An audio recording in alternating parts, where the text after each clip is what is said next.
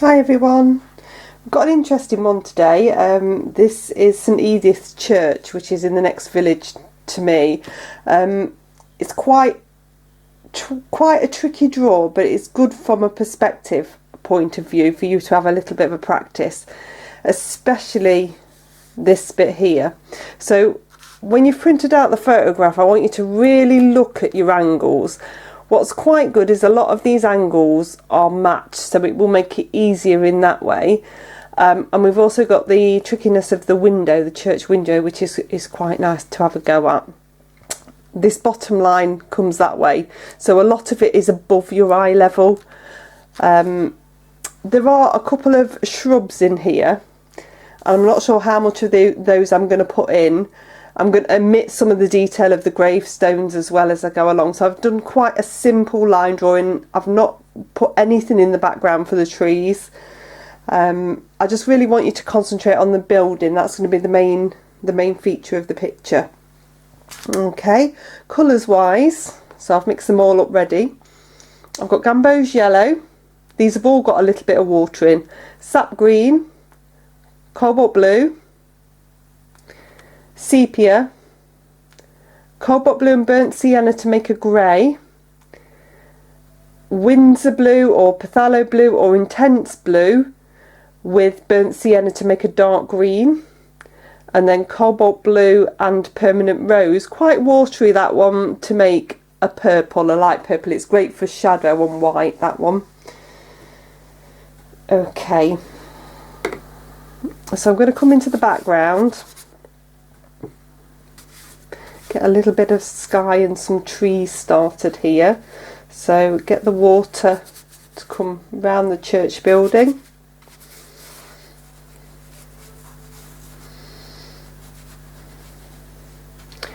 And down to this shrub. I am going to make some sort of shrub here because I can't see the line of the church otherwise. So I'd be totally making up that section if I didn't have a shrub there.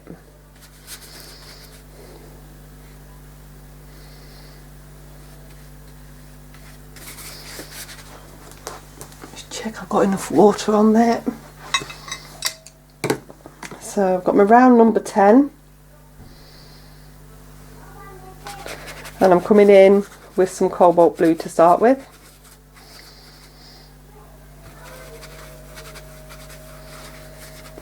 Make sure it's not too strong.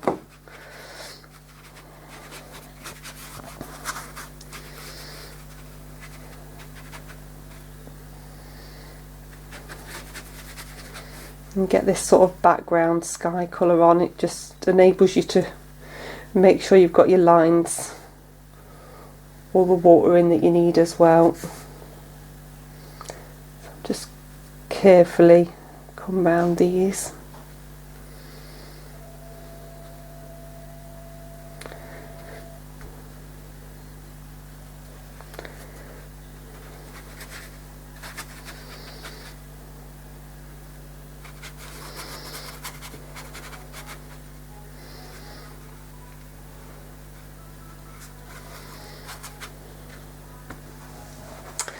Okay, then I'm going to twizzle upside down, so it's still nice and wet.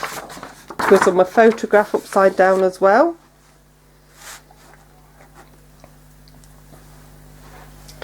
Then I can start to come in with some of the darker green.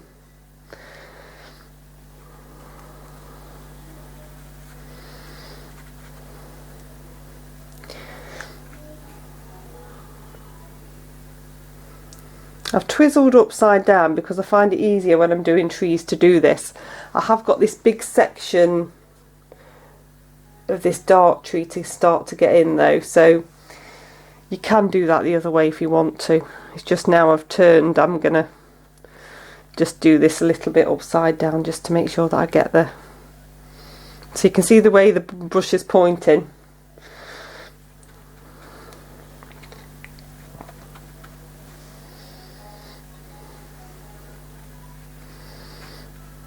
So you could do this from the other direction and it would be easier, but now I've twizzled and persisted.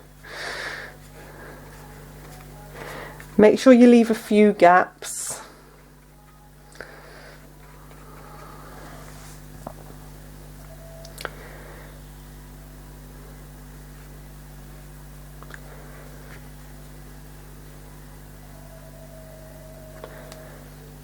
And get that nice and dark around the building.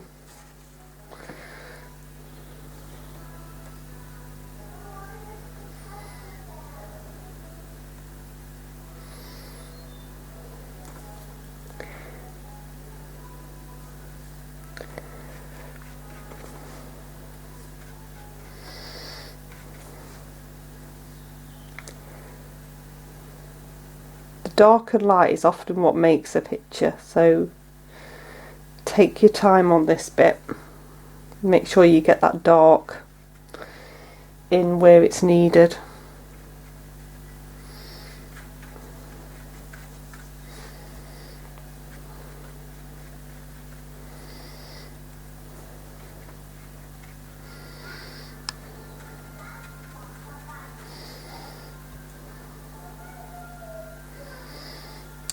Got some dark down here as well.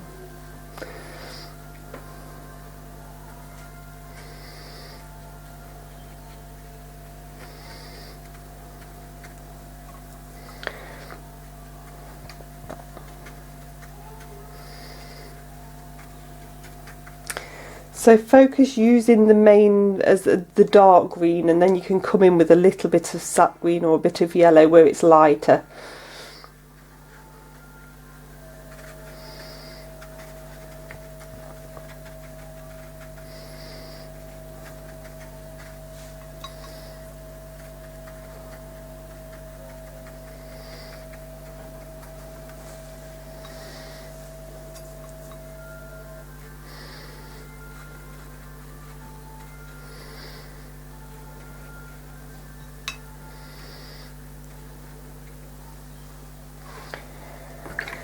Brush a little bit of a rinse out. I'm just going to nip into some Gamboge yellow. And some bits here that are a bit more yellow.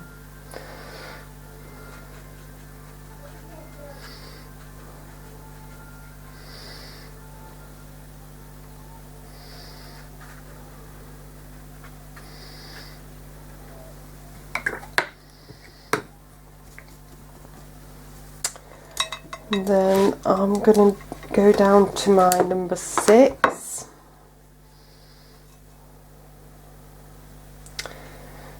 And some of the sepia, just dab off a little bit. Just start to bring in some branches.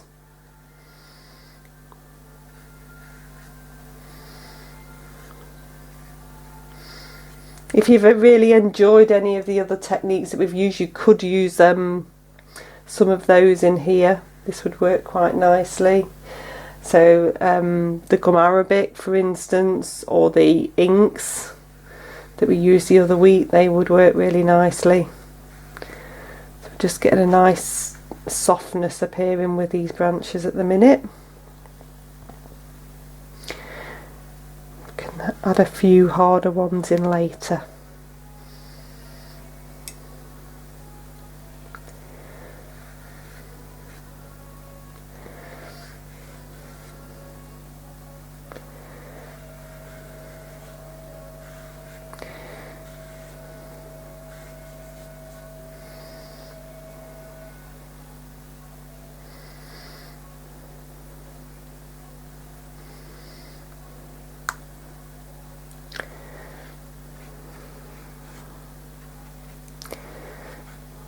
Just taking a few bits of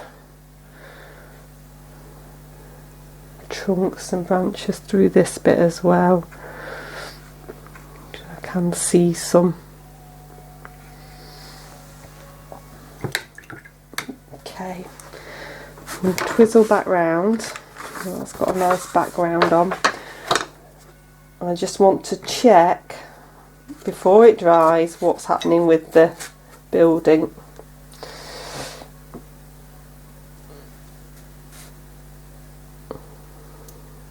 Just even this line out just here. I've got very little paint on my brush here and very little water, just so that I don't end up with a watermark. Inevitably it does start to dry a bit.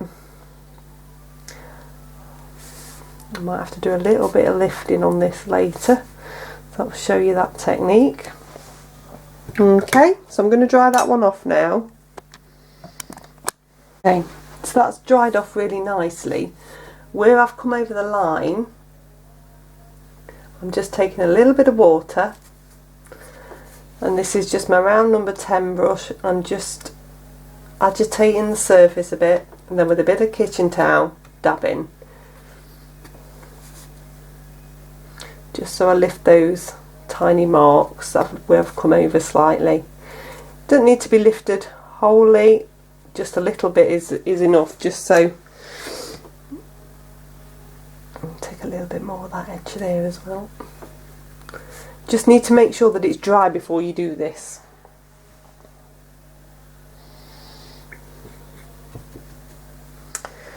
Okay.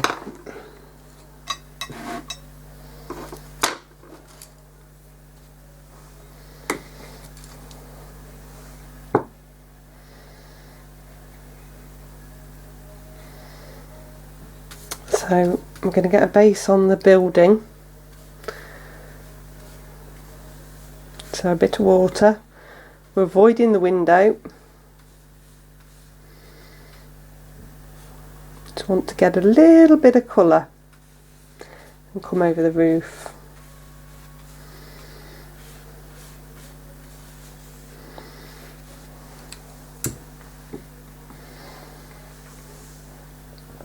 Okay, and then I'm going to come in with this really light purple.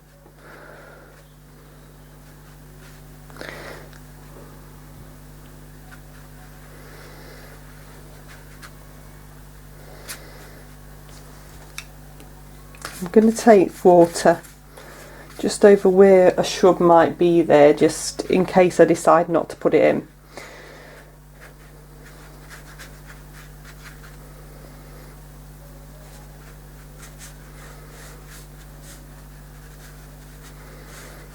So I'll bring up to this shrub. So you want it to be a little bit patchy. You don't want it to be too dark, but it's not pure white. Little glimpses of white's fine.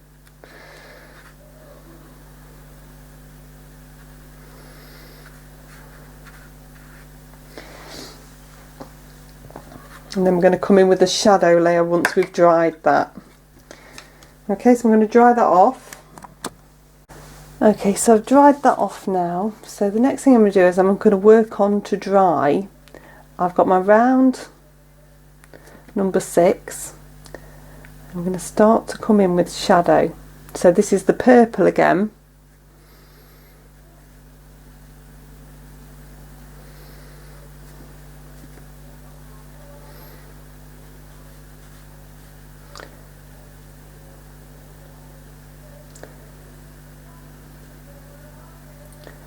Try to get some nice sharp angles. Seeing the tip of your brush really helps to get those sharper angles. Whilst it's still damp, I want you to drop in a few little bits of grey, mainly on the bigger sections. I'm going to bring the grey onto this roof section.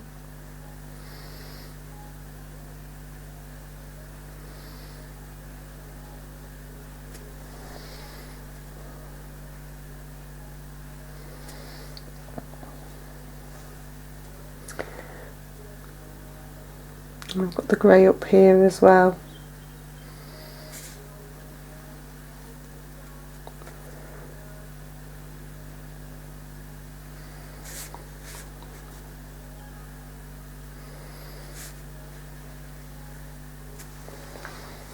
So that line isn't sharp here, so I'm going to dip my brush into some water, clean water. This is around number 10. and I'm just going to come along that line. So I'm not moving the paint, I'm wetting further so that it starts to blend.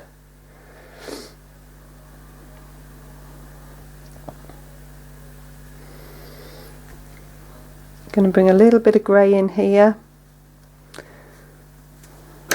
Again, wet number 10.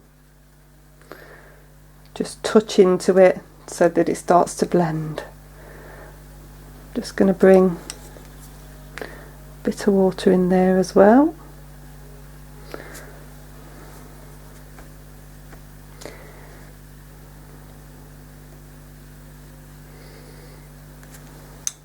A bit of grey there. Again, touch in so it starts to blend.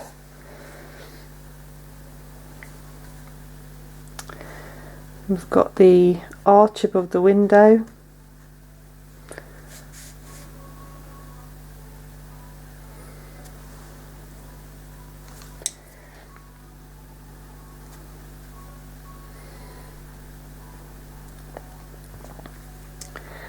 Try not to get too bogged down with getting it perfect. It doesn't need to be perfect. Just touching in each side. Again, that's just a damp brush.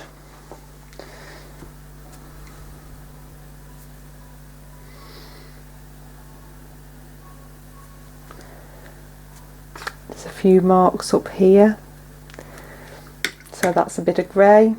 I'm going to dab into a little bit of cobalt blue in places as well, and again just wetting it. So I'm not touching every single bit, I'm wetting around it. The variety of colour will give a lot more interest in the flat surface.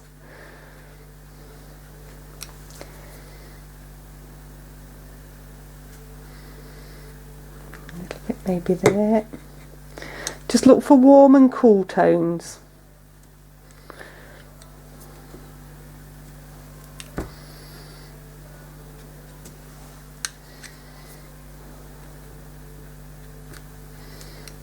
A little bit on there as well. It's quite good to get a few bits in. It tends to gel better if it's more than one.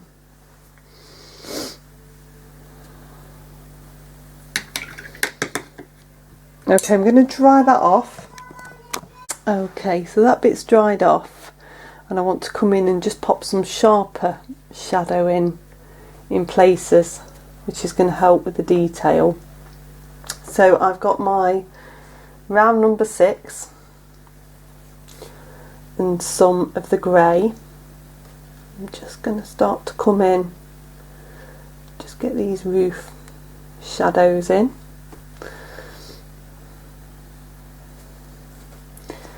Take a little bit along here.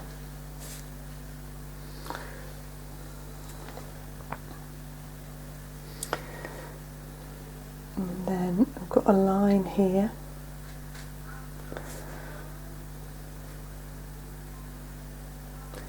At the bottom there. Line there. So this is your chance to sharpen those angles back up.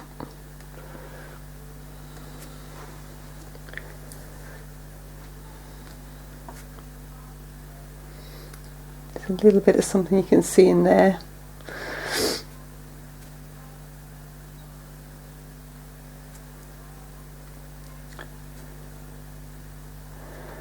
Come in and start this stained glass window, this part.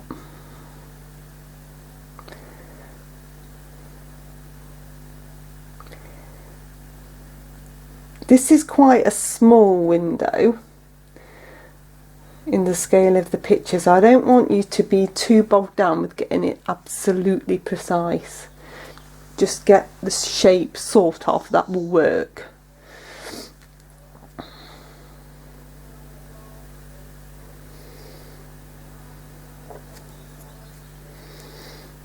Okay, and then what I've got here is some gum arabic.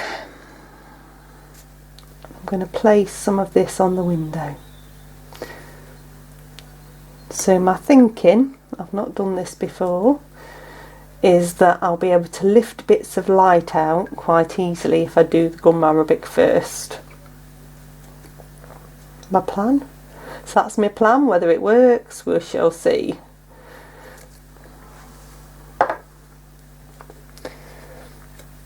Okay, so I've got the gum arabic on, and that's gum arabic instead really of water. Then I'm going to start to just drop in some grey. I'm going to use a little bit of the purple and maybe a touch of the blue as well. So I'm concentrating the grey and getting the shape at the top.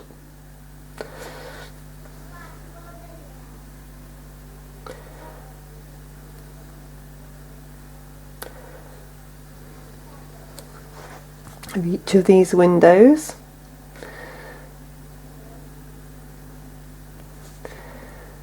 Okay, so the video always seems to cut off at the wrong point. What I've done is, this is still wet, so I've just dabbed in with a little bit of cobalt blue, a little bit of the purple mix, and I'm just going to let that dry naturally because I don't want it to move around too much.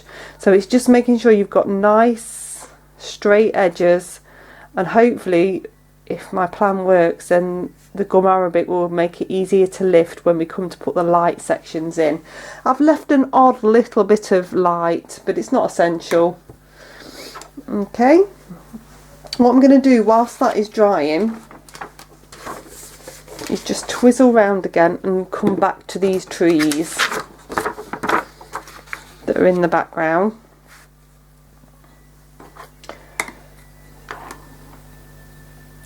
So I have got my sepia, and I just want to create some sharper lines with the trunks first of all. So this isn't particularly dark today, it's just a nice light mix. Should be nice and easy for you to paint with.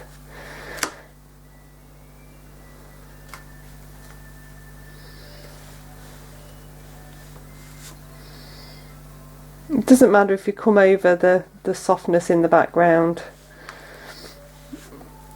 We're going to put a little bit more foliage in as well, just building that up.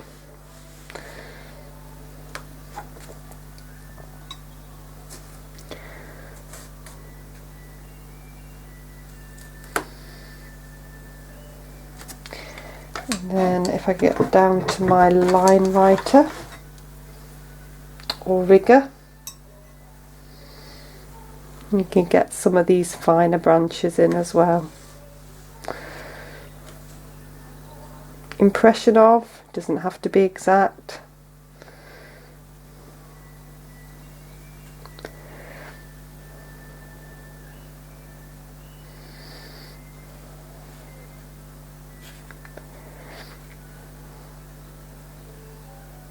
So this one's cutting into this tree, so I'm just making sure that I don't leave just a sharp edge there. I want to make sure that it's got a jaggedy bottom so that I can blend it in easier later.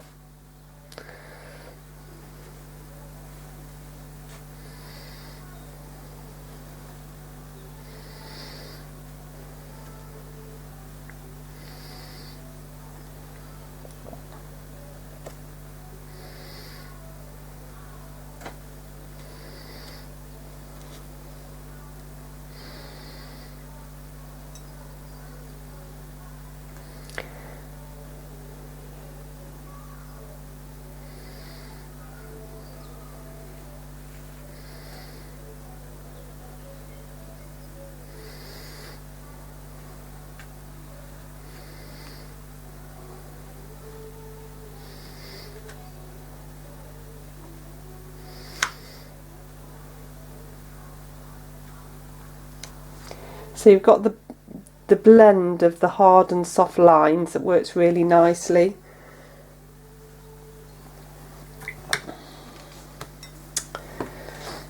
We'll twizzle back this way. I've got my round number 10. I'm going to load that up with the sepia.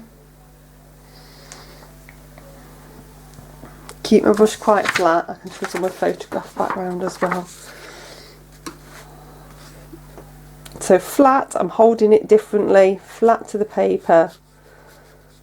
I'm just going to start to create that sort of fine, this is called dry brushing, though it's not dry. You're just catching the texture of the paper and it creates those fine branches.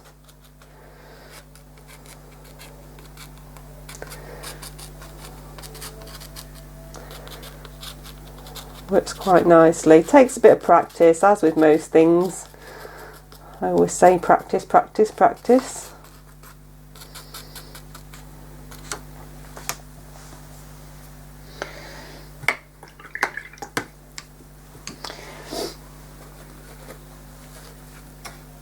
I'm just going to get my sponge. So, natural sponge with lots of bobbly bits. I've wrung it out, I've dabbed it off on kitchen towel. I'm just going to pick up a little bit of that dark green. I've got a tiny bit left in the palette.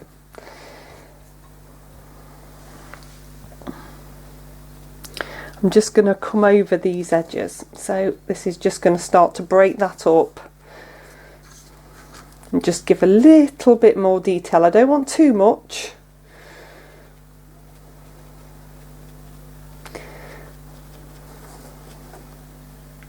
And I can even take a little bit into the dry brushing up there.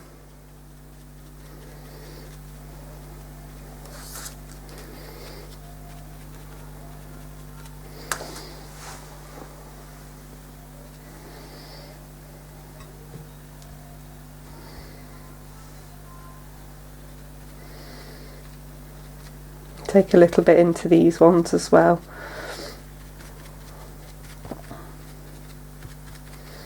So I'm dabbing, then twisting. I don't want this to be too heavy. I want the background to be there as interest, but not to be too much of a focal point. So I'm keeping that quite light, really. Just minimise back out and you can see what I'm doing. So I've come around here. Hopefully you saw the branches. I'm just going to do a bit more dry brushing just in case you didn't see that. So into the sepia, loaded brush, holding it like that and catching the surface of the paper.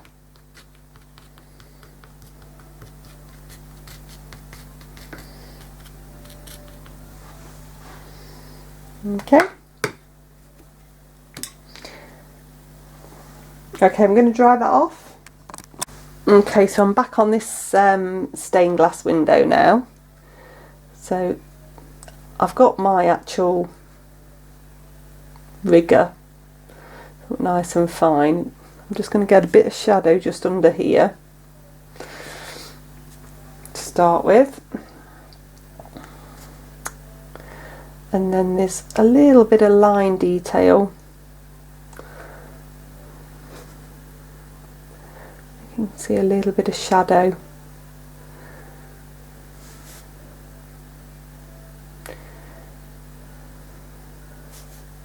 You could use the grey to do this as well.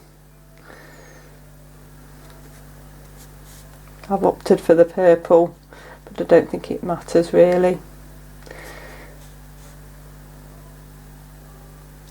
So the windows have dried, they're still a little bit shiny. That's what happens with the gum arabic, so it's going to work to our advantage.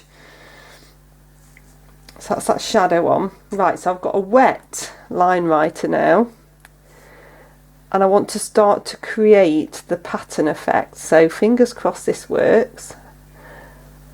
It's got like a honeycomb effect, so I'm going to come across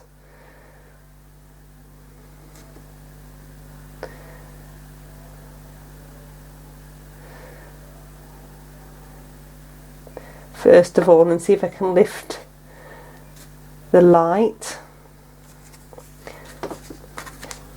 Oh yeah, it's worked. I like it when a plan comes together.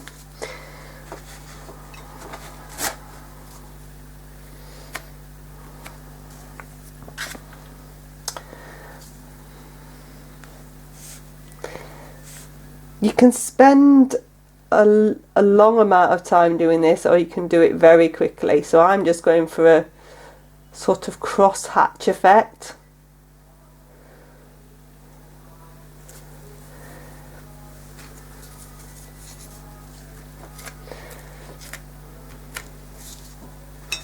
Another bit of tissue, lift that off.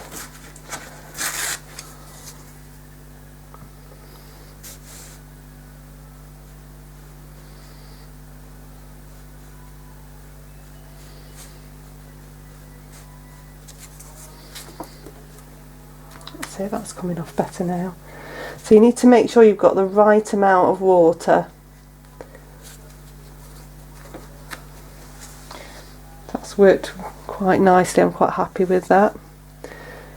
Then do the same on the other side.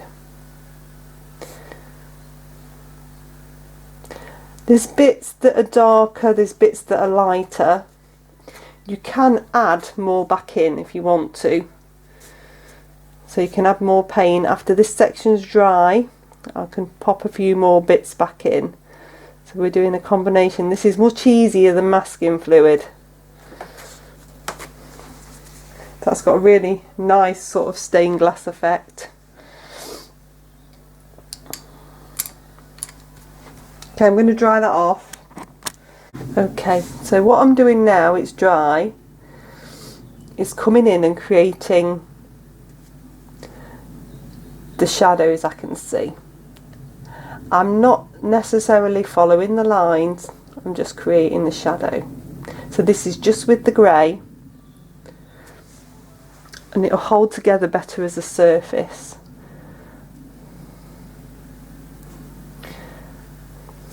I always love it when a plan comes together and it's working really well. This is how we discover new techniques as artists. By accident, trying stuff out.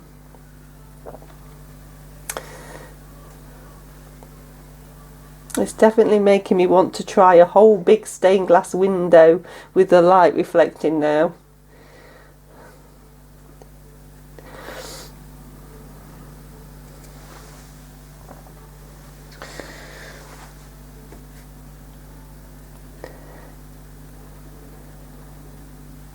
Because we're set back, we can't really see the detail in the photograph, so it's quite good just to pick out these darker shadows. Just going to add a little bit more dark to here.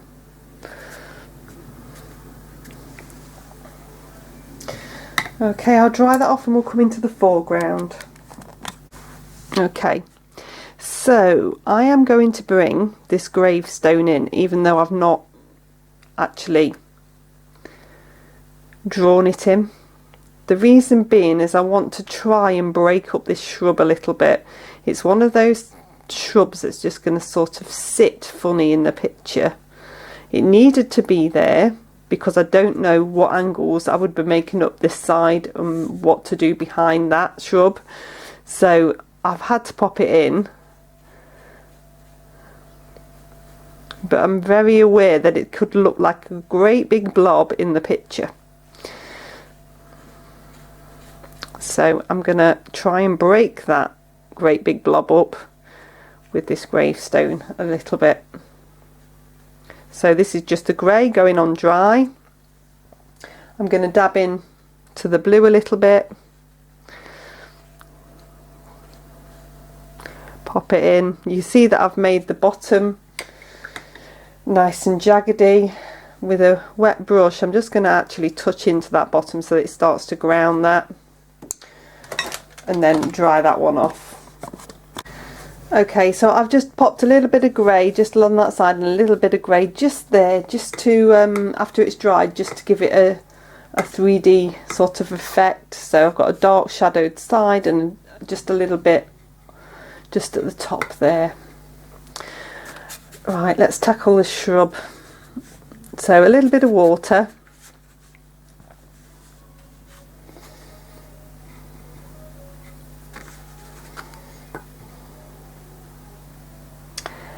I'm going to go sap green to start with.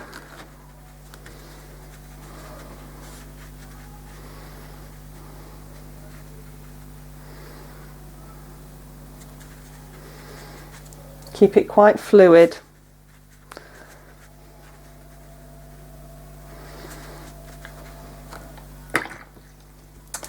I'm going to dab into some sepia.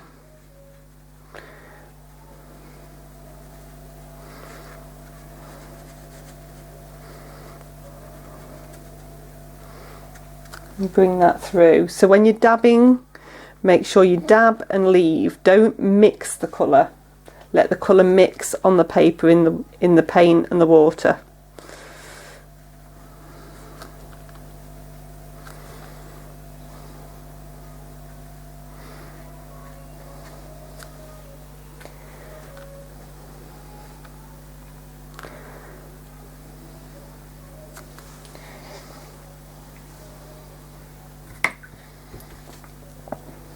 Pick up a little bit more sap green.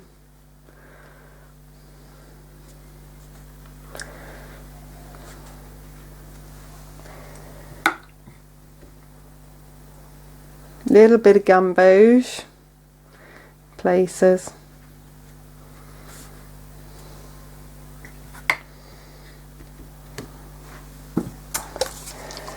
And then because I want to soften it a little bit, I've got my water spritzer.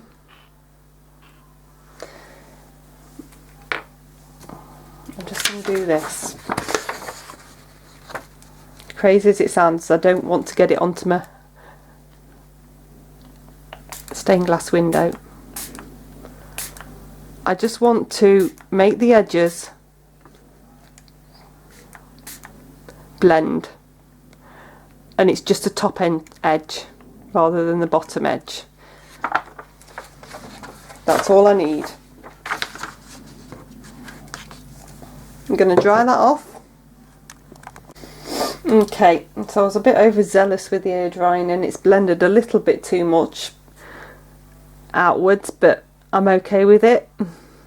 I'm just going to show you a little bit of a technique just to sharpen this edge up now.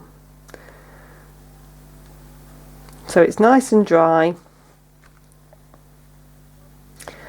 I'm coming round with a bit of sap green, a tiny bit of water just to soften in. And I can add a bit of sepia into that mix, and it's just gonna sharpen the edge up and help that stand out. You can dry that one off. Okay, so I'm on my last bit now. So I've turned upside down, I've put water on, and I've covered up the church. The fact that I've covered up should mean you know what's coming. So I'm going to come on with some sap green. Just make sure you get a nice edge on the church all the way up.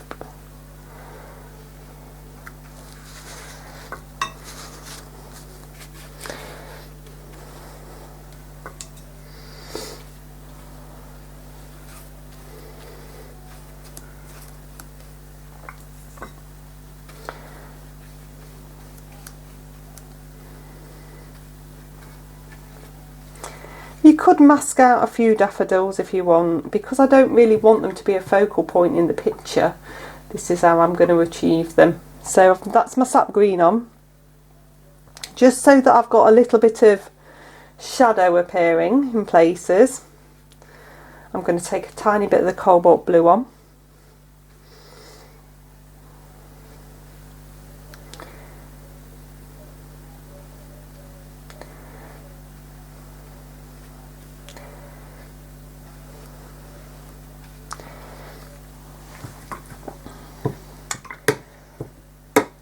And give my brush a really good rinse. And I'm going to load up with the gamboge yellow. You can do this in lots of different ways. You could use a little bit of white as well, white gouache or white ink. So what I'm going to do is that. Now I've got a piece of paper there anyway, but protect your walls.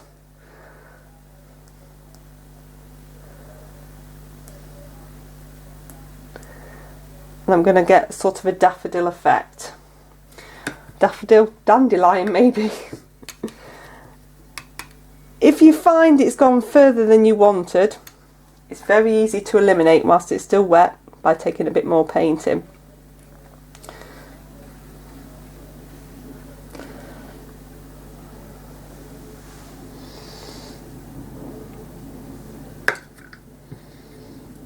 Okay, I'm going to dry that off. Okay, so that's dry now. I'm going to get a little bit of sepia and just bring that in either side of this gravestone, just to ground it a little bit. So at the minute it's feeling like it's a bit floaty, a bit softening in, and then with a bit of sap green with a tiny touch of cobalt blue, I'm just going to pop in a few daffodil leaves just in the foreground.